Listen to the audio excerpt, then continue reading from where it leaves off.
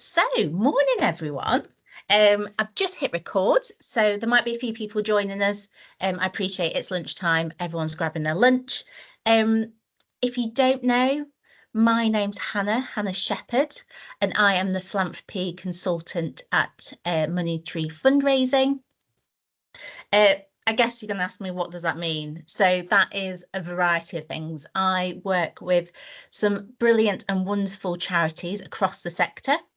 That can be anything, any cause whatsoever. And we have me supporting them on a variety of high fundraising needs. So that could be interim cover. So I'm currently covering as a interim for Director of Philanthropy, Head of Philanthropy, also covering roles with major donor fundraising managers. Also doing a corporate fundraising role I'm supporting with at the moment as well.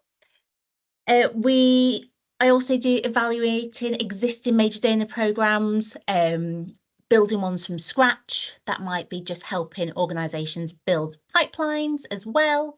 It could also mean things like supporting organisations with their collective giving models, something that I love. So building giving circles. Also, it could be around managing fundraising boards. And all the things that come with that as well.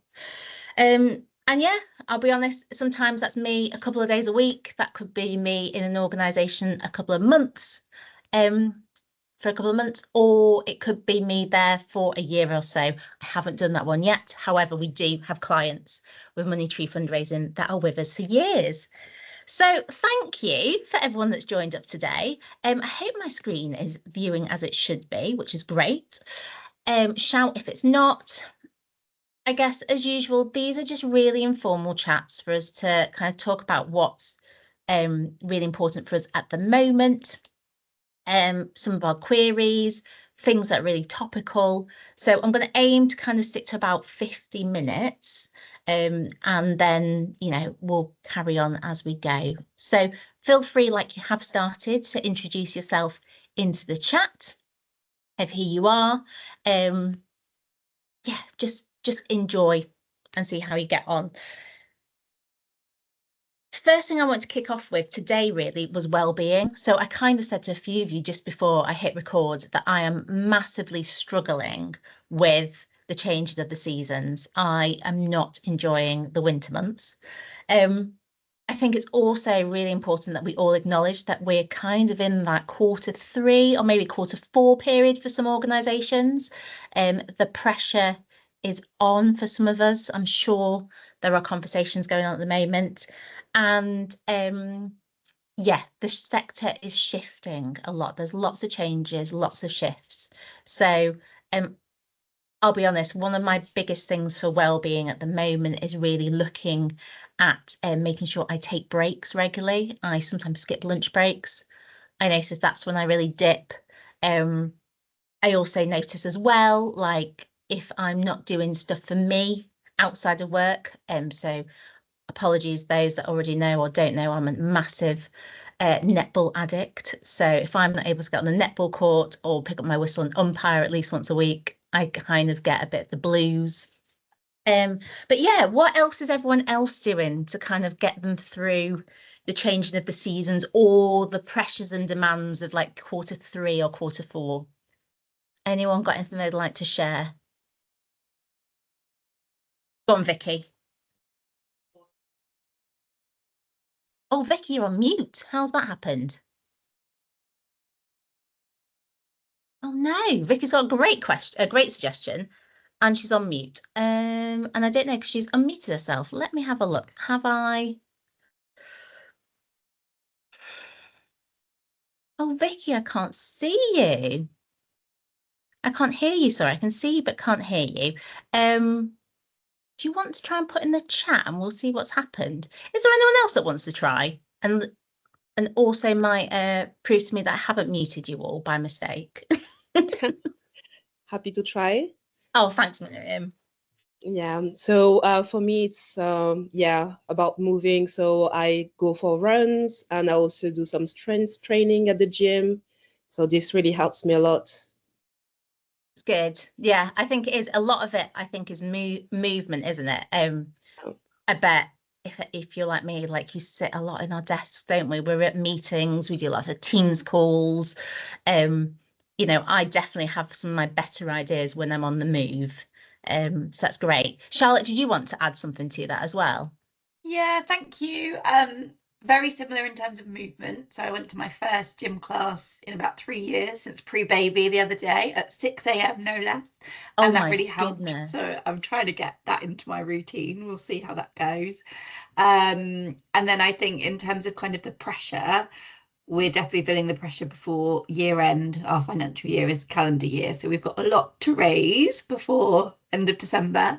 But I'm trying to celebrate with the team as well, kind of the success that we have had and celebrate, even if they're small, we all know how long these things take. So just celebrate the wins as we go, because we have seen growth this year, which is a great place to be, even though we've still got a lot to do. So just celebrate that as well, and not lose sight of the progress that we've had. Oh my goodness, Charlotte, you're so true. Celebrating success. I mean, how frustrating is it when, you're doing really well as a team and then there's the expectation from the wider organization that you should be doing more? Like it it's hard, isn't it, to manage that? And it can feel really crushing.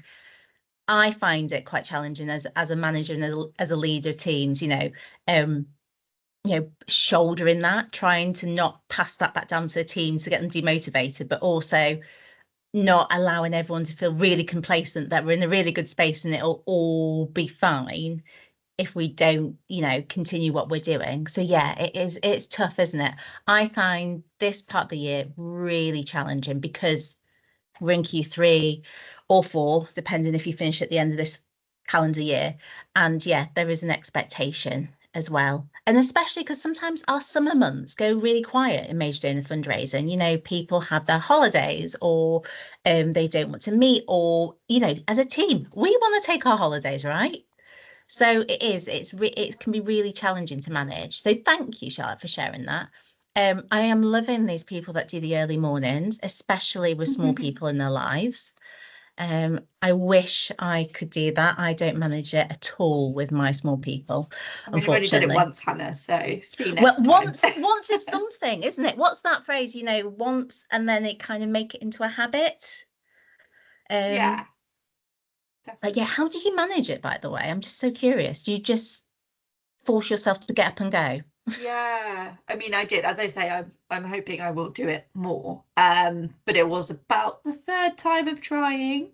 I actually, do you know what? Really annoying. Sorry, off topic. But I had got up, I walked to the gym, and then it was about 5:30 in the morning a couple of weeks ago, and I got stopped by the police because there'd been a car accident, and I couldn't get down the road to the gym, and there's no other way because I live in quite a small village. So I actually tried it once, and then I couldn't get there. So then I went back to bed that day.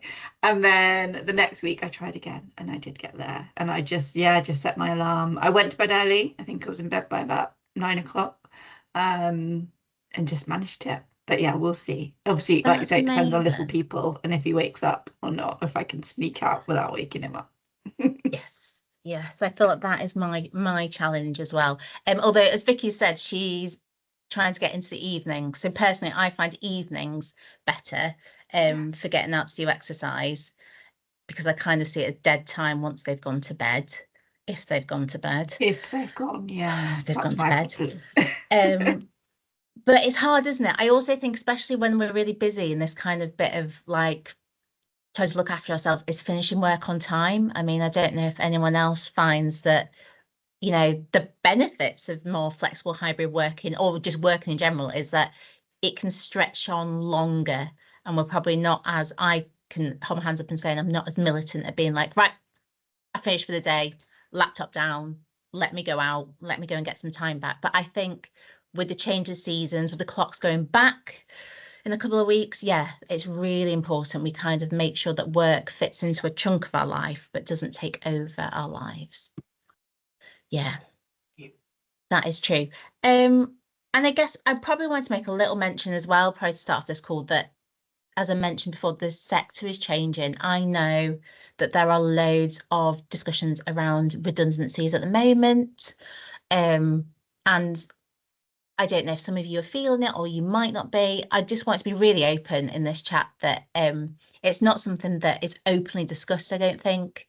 As someone who's been made redundant, as someone who's managed redundancies, been through that process a few times, it's something we're not talking about on LinkedIn, and I can understand why. If people have got prospective job hunts going on and recruiters, but I just kind of want to say to yourselves as a group that if you know of anyone that wants to talk about it, I'm always happy to be here. I haven't got the solutions, but I think part of it sometimes when you're going through the process is just knowing that other people understand and get it, and it can be quite a worrying time at the moment. And sometimes as fundraisers we feel the pressure loads because we're income generators, and that's what the organisation often needs to get themselves through. So yeah, it is challenging. So I'm just gonna check the chat. I've not missed anything. Yeah, so great. Yeah, loving to celebrate success. Finding the darker evenings challenging. With going to the garden. Oh my God, mainly looking to do all the work I need rather than gardening. I love that, Josephine. I also am massively into gardening. And again, the shorter nights and the wet weather it's not been quite wet yet, but the shorter nights has played havoc with that. I love that as well, Josephine, that you're also going to get a swim into the office. Oh, in the sea, Josephine, you're a sea swimmer. Oh my goodness, full credit to you. Full credit. I think that is so important. I do try and get a lunchtime swim in when I can. I mean, I'll confess it's not happened in September, October. But I believe, am I right, Josephine? It's really good for clearing your head. Oh, it's amazing. Yeah, it's and often it's only for like 5-10 minutes anyway, but just sort of like getting out and doing it, it's wonderful. But I live 20 minutes away from the sea already anyway, so it's kind of trying to fit it in is a challenge, but I can do it. But would love to find something which fits with kind of like working when I'm in the office as well. It is, isn't it? I think it's trying to fit in and also probably not beat ourselves up when we can't do it. Like Vanessa, I've just seen said that you love the thing about summer months, just stopping and spending an hour in the garden. I mean, I'll be honest, that is my bit of my love as well, or just going out with my cup of tea and sitting there. I think I'm probably going to have to think about doing that with my parka zipped up coming up. But yeah, I think it's really important that when we're going through things like changes, redundancies, or challenges at work, that we just make time to breathe and take a step away. And huge thanks, Lloyd, for putting in the chat as well that you're going through some of those challenges at the moment, and to happy to chat to anyone as a sounding board. Yeah, I think that's really important. We need to just, we all need to make our little community, which is part of the reason I do these chats with Money Tree Fundraising, because we've all got each other's back, and sometimes it's just really nice to feel like you are more, you're together and there's more going on with all of us. I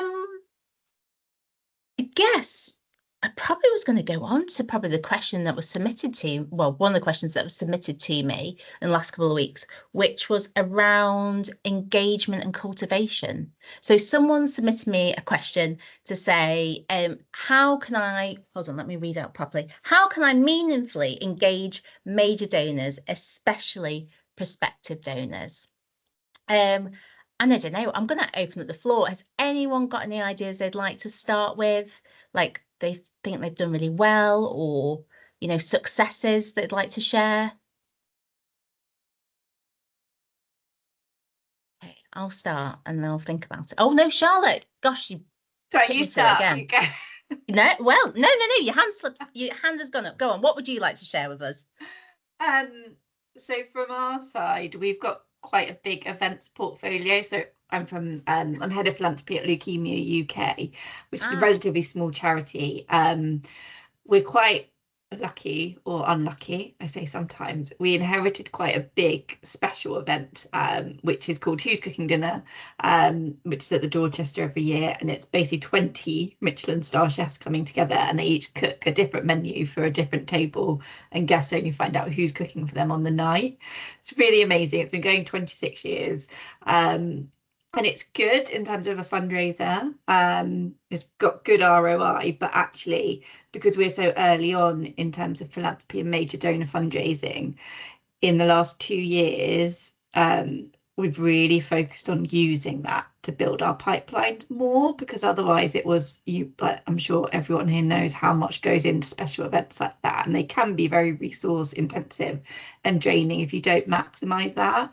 But actually, through that event, we have got 30 new opportunities this year, and just really focusing on who is in that room and just striking while the iron is hot, and we're just going out and we're getting meetings. And I know not everyone has that Who's Cooking Dinner equivalent, but we also had just a cultivation event this year for the first time as well, which was at the National Portrait Gallery. And we actually had over 100 people come to that, which was a mixture of corporate major donors, trusts and foundations, and a mixture of current supporters and prospects. But we really didn't know if we had enough of an audience or enough of a pipeline to have a cultivation event like that. But everyone came, and actually there was no cancel. Well, there was some, but there wasn't really cancellations on the day, to the extent that we didn't have enough canapes ordered, because I was like, no, you're going to get 30% dropout, and we didn't. So I would say if you can, if you've got budget, or if there's a way you can get sponsorship, to kind of just try even a smaller scale cultivation event, just to have those physical moments and in-person time with prospects, it's worth giving it a go. Nice. So am I right in thinking, Charlotte, you almost did like two types of events? So you had like the large scale Who's Cooking dinner, and so that included what, some major donors, some prospects, was it corporate partners as well? So that's like the gala dinner. So people are paying £8,000 a table. So that's our big fundraising moment. But there's obviously a lot of people that are invited as guests by table hosts that are people we want to get to as well. And then we had just the cultivation event, where there was no financial ask. It was celebrating 10 years of our fellowships and kind of what that achieved. So that was just about bringing people closer to what we do. That's amazing. And you know what, that feeds in something that I've been doing for another charity recently, which is looking at their stewardship program and around events. And they also already have a large scale fundraising event in the calendar. So I wouldn't necessarily say that, oh, everyone has to have a large scale fundraising event, but this organisation also do, but they haven't been using it as kind of a major donor engagement opportunity. So it's great to see that you've done that. And it's great to see that kind of you've done some nice follow-up. I mean, if you got an example of like some of the follow-up you did, Charlotte, to help people with ideas? Yeah, so there's there's three main ones. So this year it's not a huge one, but we've secured a 10,000 pledge from someone who's just but been coming to that event for years and years and years. And then we just went for a coffee with him after the event. He was like, yeah, no, I know I should have met you guys ages ago. I want to do a lab tour. And then he's made that pledge. And that was really just by following up with him, because he'd never heard from the charity. And he said this himself. He came every year and never heard in between that time. And he would always bid on auction prizes. But this is not something to do, by the way. So if we change that and actually, just make sure people are hearing from us more. So we're putting in place kind of philanthropy newsletters, major donor newsletters, corporate newsletters, just so we've got those touch points. And then outside of that, there's kind of two, this is more trust related, but there were two people in that room who are trustees of family foundations. So one of them, I actually went through his wife, and he said, and she gave me his mobile number. So I just called him, and it was that moment of, right, I just need to do this call, pick up the phone. And he said, yep, send me the proposal, which is still out there. I don't have the success to tell you on that, but it's out there, it's waiting response. And exactly the same with we also had a celebrity golf tournament in the summer, and exactly the same, someone was connected to someone else who was a trustee. So it's just highlighting those connections, and that's where kind of the prospect research comes into it as well. But that's another proposal that's out there for the end of this year, and we're kind of framing it around an urgent appeal as well to try and get us to where we need to be by the end of the year. Amazing. That sounds there's so many things that you've got going on there that makes me feel, Charlotte, that you know the budget that you are stretching to reach or is in sight. That's really great. Oh, Vanessa, you've got a question. Go on. Yeah, this was really for Charlotte, if you don't mind, Charlotte. So when you say you send out proposals, is that do you know your donors well enough to know what's going to engage with them? Or are you just sending out proposals about current work or projects or research or whatever it is, you know, when you send out projects? Yeah, it depends on, so the gentleman that's giving a pledge, his mother had AML, which is a type of leukemia, so he's giving towards that. So our proposals were focused on that. Outside of that, we've looked at, so for the 2 trust opportunities, we had a conversation with, so one of the trustees said, look, just send me a very broad 2-page proposal and I'll put it to the trustees. And another one, we know they kind of give lower level towards medical research. So we focus it on our fellowship. So both of those were a phone call first to try and understand what might appeal and then put a proposal together. But one of them was more generic and one of them was more tailored to specific research projects. No, that's great. Thanks, Charlotte. Oh, brilliant. No, that's great, Charlotte. And it sounds like you've kind of did quite a bit of the work of kind of understanding those kind of donors' perspectives and motivations as well. I mean, I don't know if you've seen last week that Barclays published a new report, the Barclays Wealth Team, around, it's called The Modern Philanthropist. I fully recommend you reading it. I'll drop the link in the chat in a second. But yeah, it came out, and basically Barclays have done a study 5 years on from when they did the last report about donor motivations and the kind of work that wealth advisors offer philanthropists. And I'll be honest, it is a brilliant read. And as soon as I saw that it had launched, oh my goodness, I won't lie, I had a LinkedIn post on it because it is so crucial, because major donors, they want to be able to offer more than just financial support. They want to be able to share their social capital, the people they know, their networks, their expertise. But before you even get to that, you really need to understand your donors and motivations for why they give. And you'll be surprised the amount of organizations and non-fundraisers that are just like, well, you've got a major donor pipeline, or you've got some major donors that you know, like why are they not giving, like what is it? And we all know that actually getting to the ask or the point where we're successful in securing the gift, a lot of it's around getting to know those donors. And Charlotte, like you're doing, you know, that gentleman, you know, he wanted to hear more from you, you know, he's really passionate about what you do. And it's great to kind of see that you've kind of tick that box, as in like you've kind of engaged with him, he's hearing from you, he's met with you, and now he wants to give a gift. So it's brilliant. That's the kind of thing, isn't it? And it's all come from a very large oh, that's all right, Genevieve, see you soon.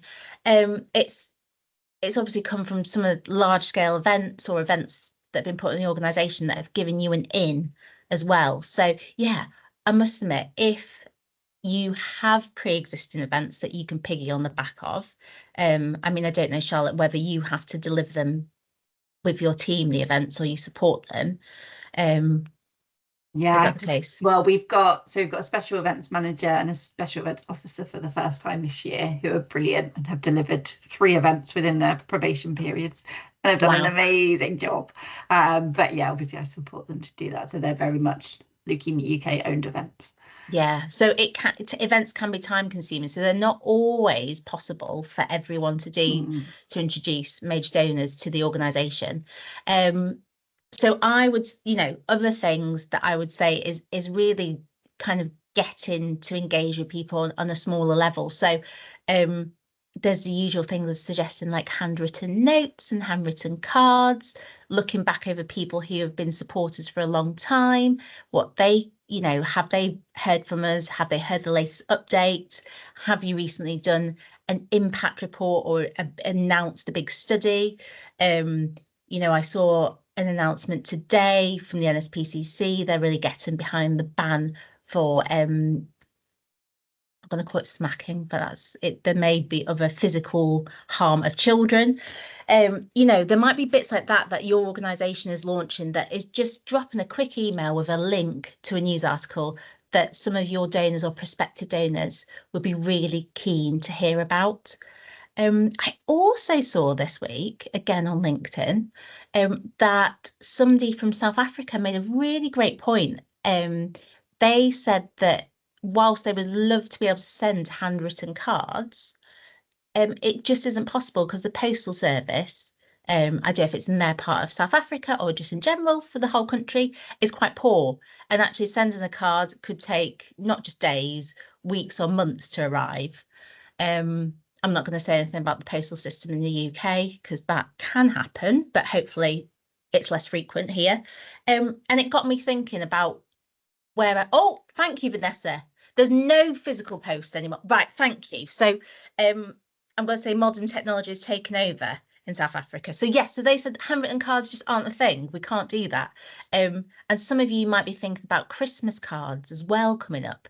So yeah, it got me thinking about other ways that we could meaningfully engage with donors and prospects. So there's obviously the great use of tech and things like phones and WhatsApp, if you've got permission to contact your donors through that way.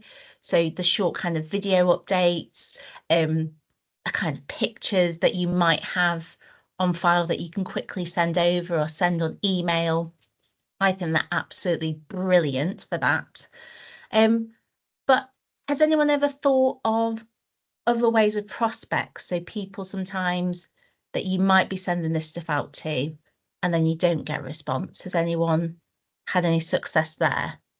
Have a think, because one of the things that I'm really really positive and pro about is actually that bit that I mentioned around the modern philanthropist is what else can a supporter or a potential supporter offer you? So I really like speaking to prospects about, you know, how they could help us. You know, we may have in our organisation, or we do have in our organisations, various challenges to overcome. And actually to have a major donor or supporter offer us that advice or come to a meeting to offer that advice can be really valuable and insightful and beneficial on both sides. Now, I caveat this with you probably sometimes have to manage expectations around this. So if they decided that they want to, I don't know, rebuild the website, you know, there might be, you know, some considerations wide of the organisation before doing that. But then on the plus side, if they are some kind of web-based genius that could improve, you know, a charity's website, sometimes it's worth having those conversations. So some of my greatest success rates has been not just being like, oh, we want a coffee because we want to talk about your philanthropic giving. It has been around, you know, a challenge that probably the organisation's facing.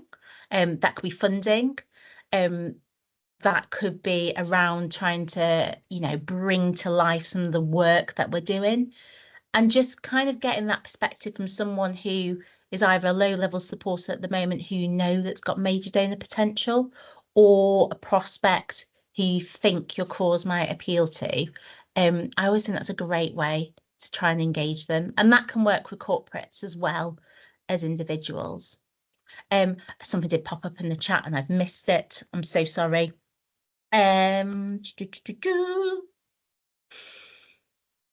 We have, so Genevieve, who's had to drop off, said, if anyone would like to connect, I'd love to talk more to anyone working in prospect research, new prospect stewardship. Drop me a message on Teams, or I'm on Facebook group too. So yes, again, if anyone wants to take Genevieve up on the offer, she's there. Josephine, yeah, you periodically send news articles, radio things that you've heard, yet not necessarily related to the Eleanor. I'm going to guess that's the Eleanor Hospice, maybe right or wrong on that. Which could be of interest to donors. Really interesting series on ages of children on Radio 4, which link in with the donor interest. Oh, yeah, Josephine, do you want to explain that a bit more for us? Is that all right? Yeah, well, I was just listening to Radio 4 as always yesterday, and there's this program by, I think it's Dr. Goody Singh, and I'd met with these donors recently. I don't know where they're going to go. They've made a huge gift, and I think that might be it. But just keeping them kind of like involved, and it was talking around like co-design in building a new hospital in Cambridge, and also how it was like kind of I guess like integrated like hospital looking at physical and mental health. And I just thought, oh, that sounds really interesting. And it's kind of they'd come in recently to meet with our play therapist, so I just like shared it with them, and kind of as I not like thinking of you, but thought this might be of interest, because the very separate thing was that I've actually met a lady on our holiday who is knitting and has raised over 120k fundraising for that children's hospital. So that's kind of like some anecdote that I'm going to kind of like save up for another time if I'm kind of speaking to people. But it's just a kind of like another person I was reading like the positive news and their interest in homelessness. So I was like, here's a project I found, thought it could be of interest, and just shared it. Kind of, I guess, like connecting the dots for them as well. Yeah, that's it. And these are causes, obviously, am I right, Josephine, that aren't almost directly linked to your organisation? I'm right, aren't I? Yeah, they're not necessarily directly linked at all, Yeah. and like sometimes they are, or they kind of could be, but it's just like kind of thinking about their broader interests and something that they might be interested in hearing about, like without kind of spamming them and so on, and kind of depending on kind of like where the level of relationship we are.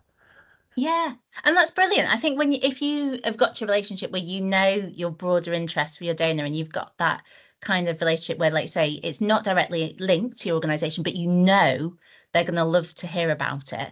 And I think you're talking about, is it the Cambridge Children's Hospice hospital that's been built? Yeah, there's some amazing stats and research that are coming out of that.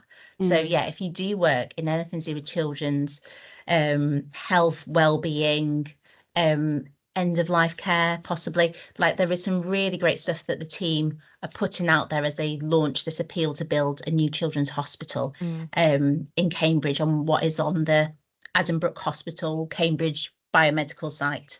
So yeah, that's something to look up as well.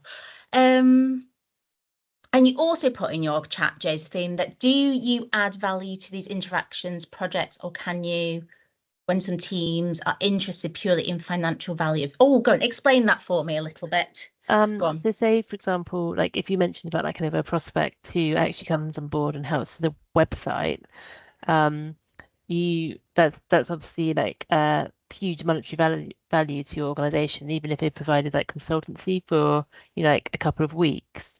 And that doesn't impact your bottom line, like kind of like kind of pure pounds coming in, but it's provided a value to your organization. Interested to see if there's like how it might be recorded or how people go about this. Yeah. Has anyone done this? So almost, when you're in a position that it's not just financial support, it is the extra skills and network. Has anyone got any ways that they currently do it or they'd like to do it in their organisation?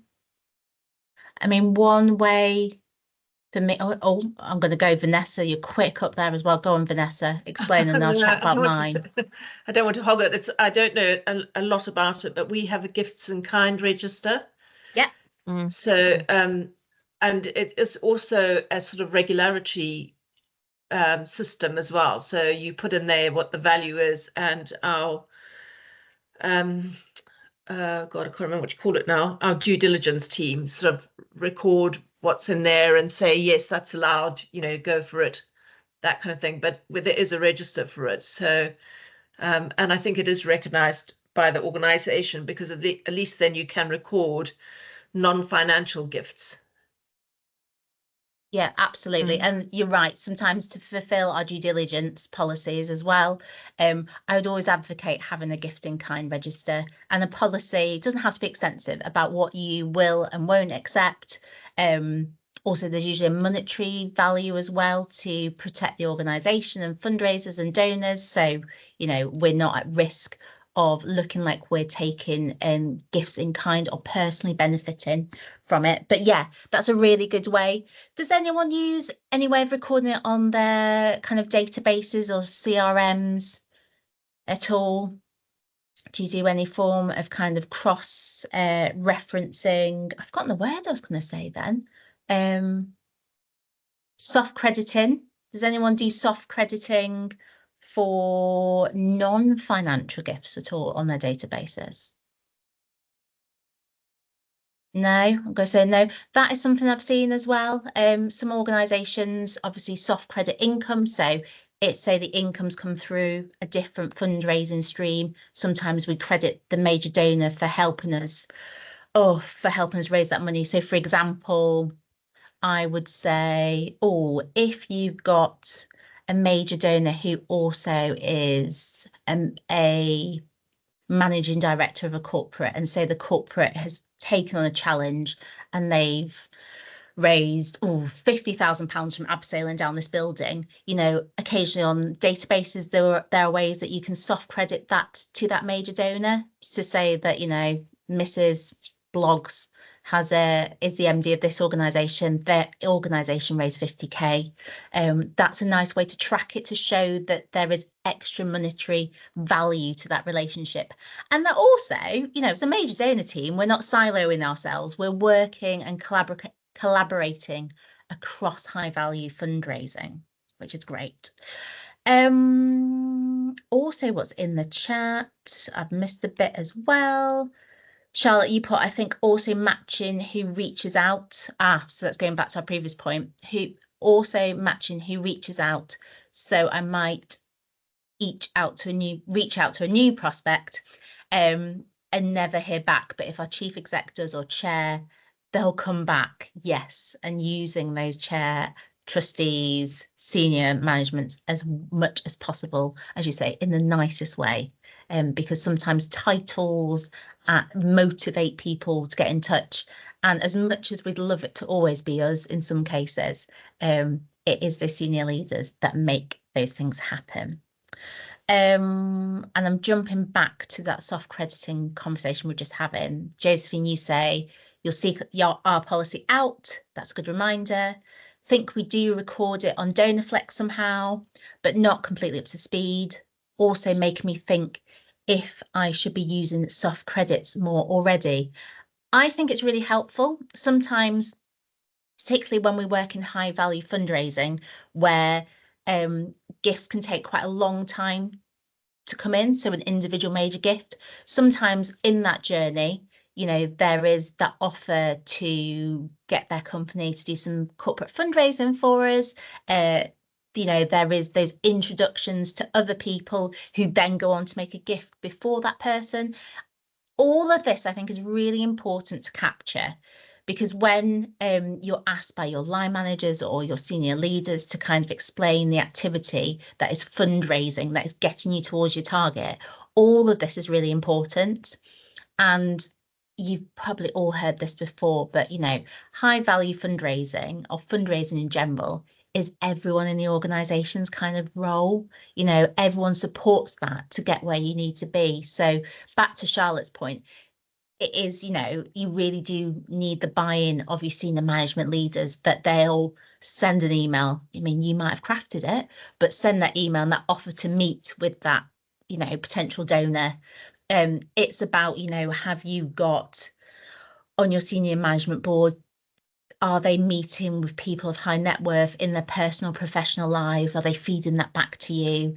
Are your corporate team and the major donor aligned so that, you know, any leads work both ways? And the same again for like special events. You know, special events teams are really focused on delivering that event, but sometimes they would benefit from additional support of committee members or senior volunteers. They may also appreciate, you know, a major donor fundraiser's perspective over how to enhance that experience, how to grow the ask on the night, you know, the level of pledges. If you're doing pledges, are you giving a different pledge to different people in the room? You know, how do you manage that? Is really great as well. I guess, is there anything else around kind of engagement and kind of cultivation that anyone wants to talk about at all today? No? Oh, I did say I'd drop in the chat, didn't I? The link to the Modern Philanthropist report by Barclays, which is brilliant. So I will do that. She says, if I can find it, I'll do that in a second. But yeah, I think it's really, really important what they've kind of said around that, that we need to know our major donors, their motivations are really key, and to not rush that so much as well.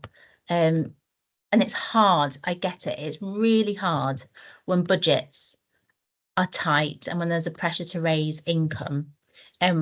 But again, like we started off talking about today, is looking after yourself as a fundraiser is really important. Building that network with other fundraisers, whether that's internal and in your organization, or having a network like this, or on LinkedIn, or, you know, on a WhatsApp group that you can just turn to kind of vent and get support. Like I said before, monetary fundraising is always there. My DMs are always open as well, and my email. So always feel free to kind of drop us a note, or me a note, or each other, just to get things rolling and going on that. Actually, Josephine is typing. Has anyone got any other questions you want to chat with in the last 5-10 minutes of the session? Is there anything that is bothering anyone? Is there anything you want to ask? Oh, Josephine, that's lovely to hear that it's really helpful to take the time out today. Yeah, I'm with you. I hear you. It's definitely going to be the highlight of my day today. So yeah, thank you for joining us. Vanessa, have you got a question or something you'd like to share? I have, Hannah. I'm sorry, I don't want to hog this. So if anyone else has a question and they want to go ahead, please just jump in. But I did read that what did you call it? The report from Barclays? I can't remember. The Modern Philanthropist.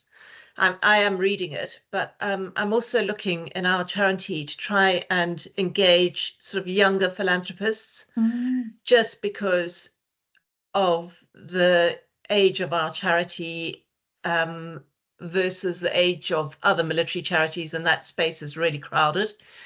And I just wondered if you had any thoughts on, because what I was looking to do is maybe, you know, engage with some of the people that I do know who are in their maybe early 30s, to get them involved with the charity now at a younger age, not necessarily in terms of income, because they're still building their careers and their families and their lives.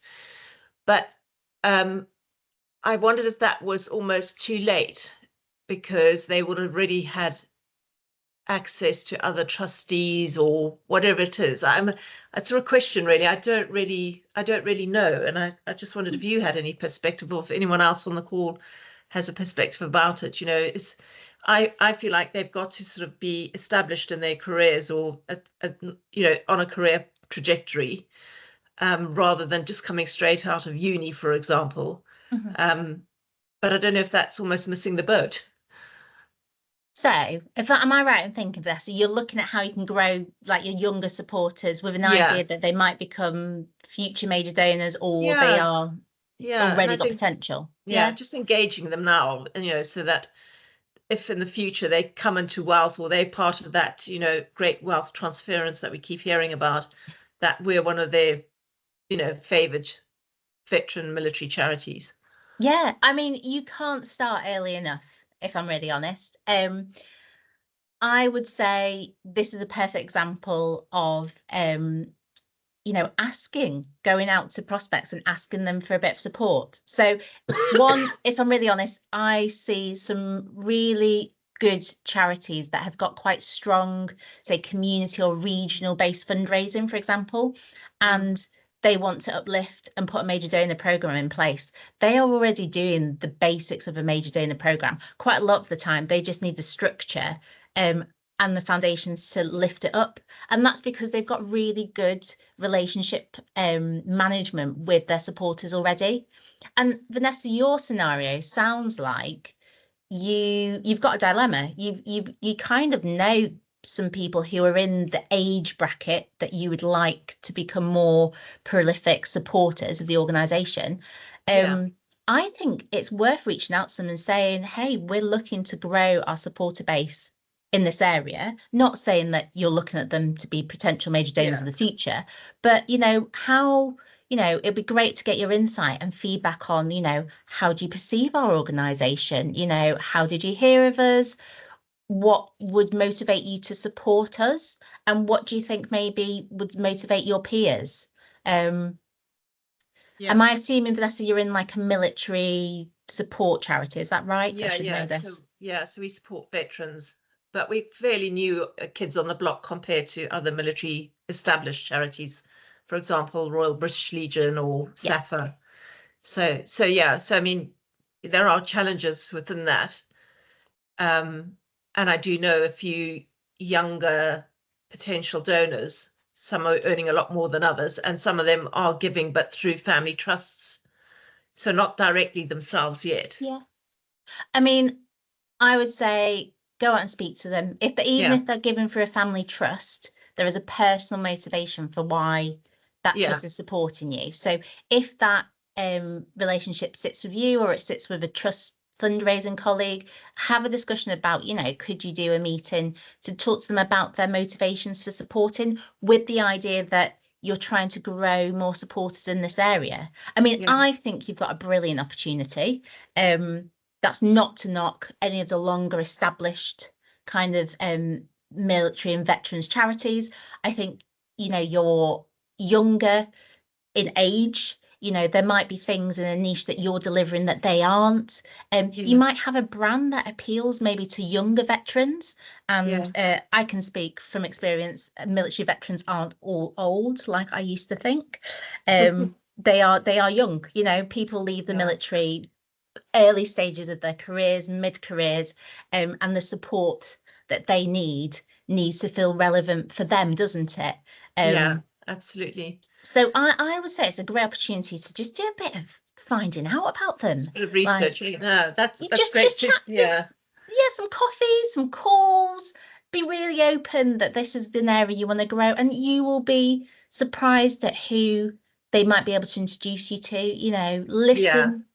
That 80% listening, 20% talking, which is kind of not what I'm doing today. Apologies. And just, ask them really open questions. Ask them, is there anyone they think they could introduce us to? Do they support the other charities? What makes them want to support the other kind of charities? You might find there's an area that those organisations aren't covering. There might be somewhere for collaboration where you're doing similar, but I'd say ask. You will be, I think it's really rewarding and stops you kind of looking at that page and reading things like The Modern Philanthropist, where it says we've got to have a great transfer of wealth soon, but like, how are we tapping into it? See how you get on. Yeah, let me know, Vanessa, if that works. That'd be great. I will. Thanks, Anna. Thank you. Anything else? Apologies if someone else had their hand up and I was rambling and I missed it. No? Okay, I'm just going to plug with my last little bit about monetary fundraising. We are always here. Our next one of these is in November. It is on November the 19th. I've gone for a Monday. That could be absolutely diabolical. But I think I was thinking about Monday motivation in November. We could do it then. The link for it is not available at the moment on our website because behind the scenes we are doing a little bit of a move on our own CRM, monetary fundraising. However, I'll put the link in now for the newsletter. Hopefully you're all signed up. We will publish the Let's Chat Major Donor session in November on this link.